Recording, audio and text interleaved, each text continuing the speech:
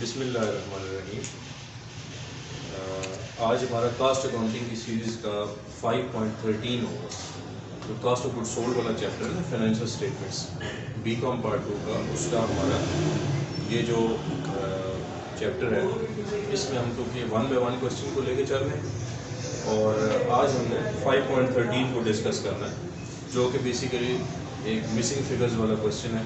और आज हम देखेंगे कि एंडिंग फिनिश गुड्स इन्वेंट्री कैसे आएगी और उसमें कैसे कैलकुलेट होगा, ये सारी चीज़ें हमने देखनी है। ठीक है, तो आज का जो पहला है कि एक जो स्टार्ट वाला मटेरियल वाला पार्ट होता है वो इसमें स्किप कर दिया, और ये जो मटेरियल का स्किप करने वाला पार्ट है इसलिए किया है कि ताकि आपको आगे जो है वो नेक्स्ट क्योंकि कॉम्प्लिकेशंस हैं उनके बारे में बताया जा सके, क्योंकि ये हम नेक्स्ट लेवल के क्वेश्चन आ गए। तो इसमें इनिशियल लेवल पे जो मटेरियल यूज्ड है, इससे ऊपर वाले जो बातें हैं वो सारी ओपनिंग मटेरियल वो नहीं दी। इसमें डायरेक्टली आपको 90,000 का यूज़ दिया गया और फिर लेबर जो है वो 72,000 की है।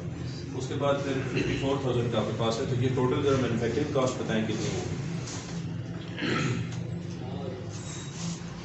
तो ये सम ऑफ 3 आ जाएगा ना इसमें, ठीक है, सम ऑफ 3 आपने करना 2,60,000 ये आपके पास समझ लिया 2,60,000, समझा नहीं पहले। ठीक है।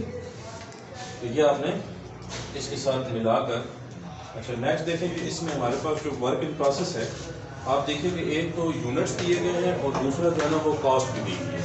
तो जिसमें यूनिट भी ना हो और कॉस्ट भी ना हो, इसका मतलब है कि उसकी टोटल इन्वेंट्री नील हो जाएगी, क्योंकि उसका फिर निकाल ही नहीं सकते ना आप। एक दूसरी बात आपने ये टिप याद रखनी है कि जो कॉस्ट ऑफ फिनिश गुड्स होती है एंडिंग की इन्वेंट्री, उसके ऊपर आप फार्मूला चार्ज करते हो, पर यूनिट कॉस्ट चार्ज करके ना फिर आप इसको मल्टीप्लाई करते हो। आज वो भी हम देखेंगे। उसके बाद जो बाकी होती हैं मिसिंग फिगर्स, वो हमारी रिवर्स कैलकुलेशन से आ जाती हैं। लेकिन क्योंकि इसमें मटेरियल जो वर्क इन प्रोसेस है, ये क्योंकि ओपनिंग यूनिट भी नहीं है और कॉस्ट भी नहीं है, ये दोनों ही मिसिंग है, तो इसलिए हम इस ओपनिंग वर्क इन प्रोसेस को यहाँ पर नील समझेंगे। ठीक है, इसको हम जीरो समझकर आगे लाएंगे, क्योंकि इसमें यूनिट्स भी नहीं थे और with low cost per unit, इसलिए इन दोनों को हमने यहाँ पे समझना है। ये आ जाएगा cost of goods available to be manufactured, ठीक है, एज इट इज आ जाएगी ना, 2,16,000 की आ जाएगी। अब उसके बाद जो एंडिंग वर्क इन प्रोसेस है उसको हमने देखना है कि वो कैसे। अच्छा, एंडिंग वर्क इन प्रोसेस का उसने ये बताया हमें कि इसकी डिटेल बताई गई कि मटेरियल भी इन प्रोसेस है, लेबर भी इन प्रोसेस है, क्योंकि उसने बोला कि मैनेजर्स जो कंपनी है submitted the following cost estimates, और उसके ऊपर उसने बात की कि मटेरियल इन प्रोसेस जो था वो एंडिंग पे वो इतना था, लेबर इतनी थी, और फिर एफओएच जो है ना वो उसके बारे में उसने बताया कि आपने अप्लाइड रेट पे लिखी है, और वो एफओएच अप्लाइड रेट उसने गिवन नहीं किया, लेकिन ये लिखा है कि cost experience showed that the factory overhead cost tends to fluctuate closely in proportion to direct labour.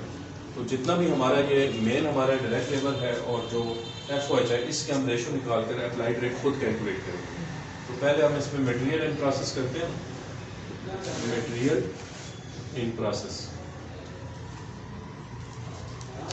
और लेबर इन प्रोसेस, पहले ये दोनों लिख लेते हैं। इनके ऊपर हमारे पास अमाउंट्स दी गई हैं, गिवन है, तो ये हैं जी हमारे पास 8100 एंड 3600। 81, इसको हम इधर लेके आते हैं 2,16,000 यहाँ ले, तो रिटर्न कॉलम में हम यहाँ पर लिख देंगे।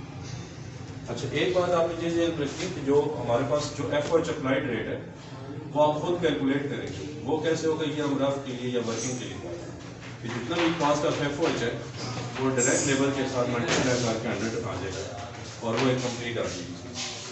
अभी हमारे पास कितना एफओएच है, रेंज 54,000, ठीक है, divided by 72,000 is equal to कितना रेट बनेगा जो कि हम एफओएच प्रोसेस में लेंगे 75%।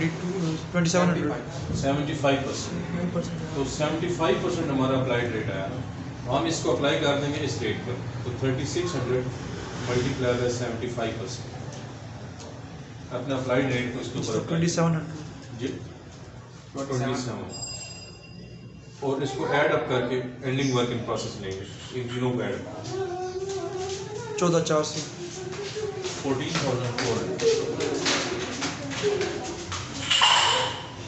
तो ये आपके पास माइनस हो जाएगा।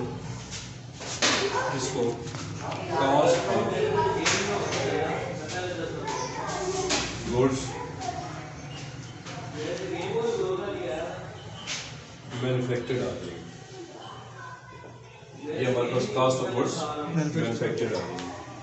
तो ये आपने देखना है इसमें 201 201 2,01,600। तो इसमें जो है ना ये अब हमने आगे चलाना है। इसके बाद और कौन सा स्टेप रहता है जी? Opening, finished goods. अच्छा, ओपनिंग फिनिश्ड गुड्स के अमाउंट और दोनों जो है ना यूनिट्स ये दिए गए हैं, और ये है आपके पास जी 32,400 विद 280 यूनिट्स। यानी कि आपको ये भी पता है कि 280 यूनिट्स है। इसके तो खैर यहाँ पे लिखे ना लिखें कोई वो नहीं है, फर्क पड़ता।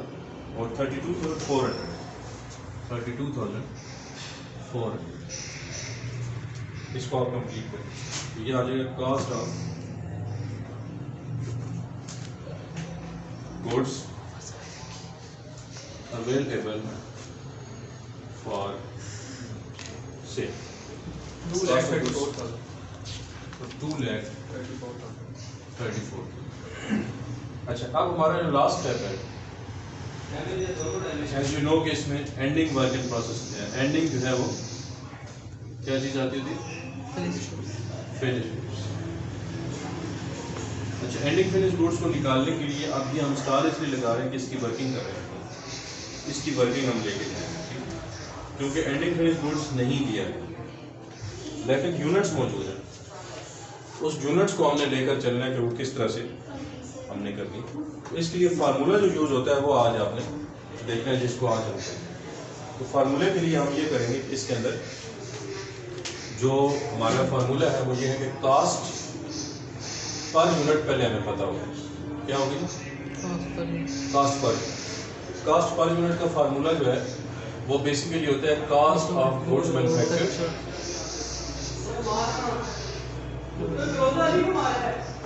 Divided by units manufactured. क्या होगा जी? Units manufactured. अच्छा, इसके अंदर जो है ना वो हमें कास्ट पर यूनिट यहाँ पे मिलेगी। फिर जब कास्ट पर यूनिट मिल जाएगी उसमें हम फिर cost of ending finish goods inventory निकालेंगे। Cost of ending finish goods वो कैसे निकलेगा? तो जी ये कैसे होगा कि हम जो है ना पहले कास्ट ऑफ गुड्स मैन्युफैक्चर्ड तो हमारे पास आ चुका है ये सर ये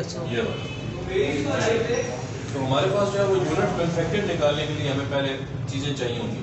तो यूनिट मैन्युफैक्चर्ड कैसे निकलेगा उसके लिए हम फिर पहले यूनिट मैन्युफैक्चर्ड को यहाँ पे सॉल्व करें। वैसे तो हमें पता है कि जो हमारे पास जो एंडिंग यूनिट होंगे इसके multiply by cost per unit का कास्ट पर यूनिट कैसे आएगा? गुड्स मैन्युफैक्चर्ड और यूनिट मैन्युफैक्चर्ड। हम जो है ना वो यूनिट मैन्युफैक्चर्ड कैसे निकालते हैं कि हम मान देखते हैं कि यूनिट्स मैन्युफैक्चर्ड निकालने के लिए आप इक्वेशन बना लें फिर भी ठीक है, अकाउंट बना लें फिर भी ठीक है, फार्मूला बना लें फिर भी ठीक है। उस फार्मूले के लिए हम ये कहते हैं कि भाई आपके पास एंडिंग यूनिट्स प्लस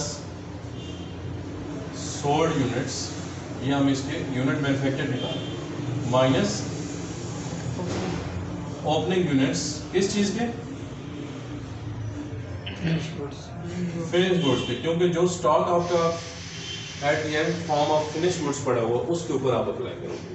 तो इनकी यूनिट्स फॉर्म में जरा बताएं कितना कितना आएगा? एंडिंग में 240। यस सर 240 यूनिट्स आपके पास एंडिंग में पड़े हुए। सोल्ड में कितने? 1000। Yes sir. जी सर बिल्कुल बनती। और इसमें ओपनिंग के ऊपर कितना? 280।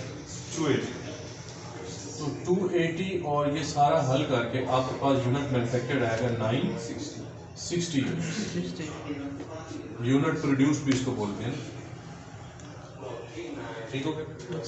तो अब आपने जो यूनिट प्रोड्यूस है वो भी कैलकुलेट करनी है, तो हम अब कॉस्ट पर यूनिट को कैलकुलेट कर सकते हैं। इस पे देखें कि हम यहाँ पर फार्मूला लगाएंगे 201 डिवाइड बाई ये रुपीज़ है और डिवाइडेड बाई 960 जो कि यूनिट्स है। कितना आएगा पर यूनिट? 210। यानी कि आपके पास 210 जो है वो पर यूनिट आ गया। एक यूनिट बनाने की जो कॉस्ट है वो 210 है। और आपके पास एंडिंग में कितने यूनिट पड़े हुए हैं जो हमारा आपका फार्मूला है, जिसको मैं बॉक्स करने लगा, ठीक है, समझाने के लिए ये वाला, क्योंकि हमें तो ये चाहिए थी ना इसके अंदर। तो इसको हम देखेंगे और इसके अंदर देखेंगे कि ये कितने यूनिट्स हैं। 240 यूनिट्स हमारे पास पड़े हुए हैं, ये वाले, यही उसमें गिवन है। Yes sir. और दूसरा हमने देखना है मल्टीप्लाई 210 रुपीज पर यूनिट। ये 210 का एक यूनिट बन रहा है और जो 240 यूनिट्स हैं उनकी कॉस्ट कितनी है। तो अगर एक यूनिट की कीमत 210 है तो उसको मल्टीप्लाई करके क्या है 50,400 जी 50,400 रुपीज़ आपके पास आ गए। वो यहाँ पे हम पुट कर देंगे, जो हमें मिसिंग फिगर थी वो मिल गई 50,400, इसको माइनस कर देंगे। तो हमारे पास जो है वो कॉस्ट ऑफ गुड्स सोल्ड आ जाएगा। हाँ जी बताएं आंसर। 1,83,600। 1,83,600 ये हमारा आंसर है। लेकिन आपने देखा होगा कि रिक्वायरमेंट्स के अंदर उसने 1 बाय 1 हमें काफ़ी सारी रिक्वायरमेंट्स दी। तो जब आपने एग्ज़ाम के अंदर करना है उसमें आपने एक आंसर्स जो है इसके बाद वर्किंग बेशक ऊपर हो या नीचे इसके बाद आनी चाहिए, उसके बाद फिर आंसर्स की एक लिस्ट बनानी है, क्योंकि आपके पास स्टेटमेंट में आंसर तो मिल चुके हैं लेकिन एक लिस्ट ऑफ आंसर्स आपने देनी है कि जो उसकी रिक्वायरमेंट है सारी आप पूरी करके आए हुए हैं। तो 1 बाय 1 आपने आंसर करने हैं उसके, राइट। आंसर्स की हेडिंग देनी है आपने। नंबर 1 उसने क्या पूछा था, सेकंड क्या था, थर्ड क्या था, फोर्थ क्या था, फिफ्थ क्या था, सिक्स्थ क्या था, ये चीज़ बतानी है आपको। तो सबसे पहले उसने बताया जी कि यूनिट मैन्युफैक्चर्ड कितने होंगे। तो यूनिट्स मैन्युफैक्चर्ड कितने होंगे जी 960 यूनिट्स। आंसर इज 960 यूनिट्स, क्योंकि हम ऑलरेडी वर्किंग के अंदर कर चुके हैं। नंबर सेकंड पे उसने कहा जी कि मैनेजर का एस्टिमेट करें, एंडिंग आपके पास जो है ना वर्क इन प्रोसेस कितना होगा, तो ये भी हम कर चुके हैं। ये देखो आप यहाँ पर वर्क इन प्रोसेस आपने कहा जी ऊपर ठीक है 14,400। नंबर 3 पर जी, नंबर 3 पर आपने मैन्युफैक्चरिंग स्टेटमेंट बनाई, वो आपकी 3 वाली स्टेटमेंट इसके अंदर कवर होगी। इसका CGM निकाल दें आप, cost of goods manufactured, answer दे दें ना। वो आपके पास पता है कि आपको 216 1600।